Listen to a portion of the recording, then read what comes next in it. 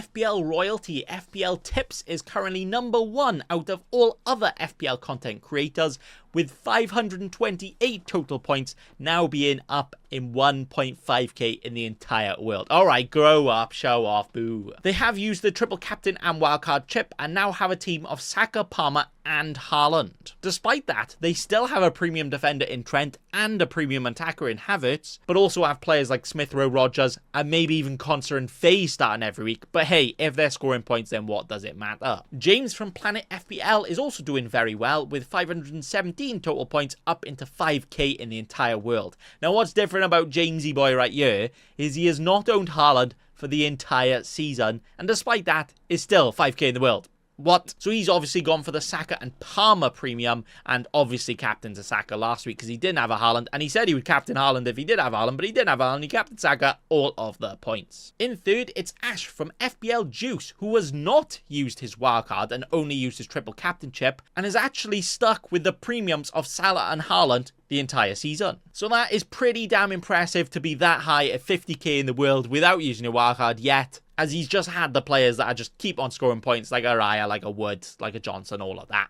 FPL Olympian is 4th and is pretty similar to a lot of the other teams, with Saka and Haaland as his premiums, and he's also used his wildcard. And in 5th, it's Walsh from the FML FPL podcast, who is currently 96k in the entire world, with again a Saka and a Haaland premium combo. So what is actually interesting here, with all of the teams that have been doing very well, they all have different combinations of Haaland, Saka, Palmer and Salah. Some of them have 2, some of them have 3. But there is not one right combination that is just outscoring the rest. Where what is even crazier, where if we look at the FPL content creators that are doing the worst so far, unlucky to you, they also have all these premiums. The team currently in last has Haaland and Saka. The team currently in the top has Haaland and Saka.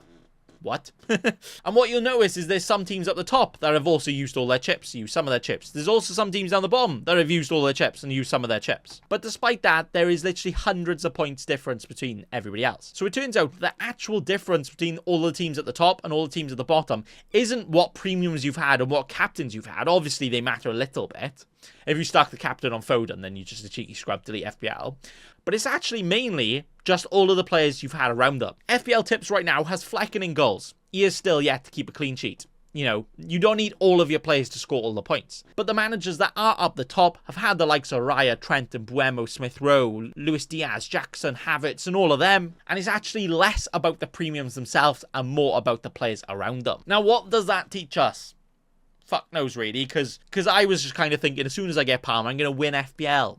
But maybe not. Maybe, according to this, it's actually about having a better team structure and better players all the way around, making sure everybody can get points and not just to squeeze in all the premiums.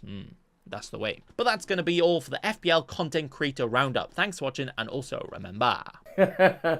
Don't be a cheeky scrub. Subscribe to Nathan Bacon right now.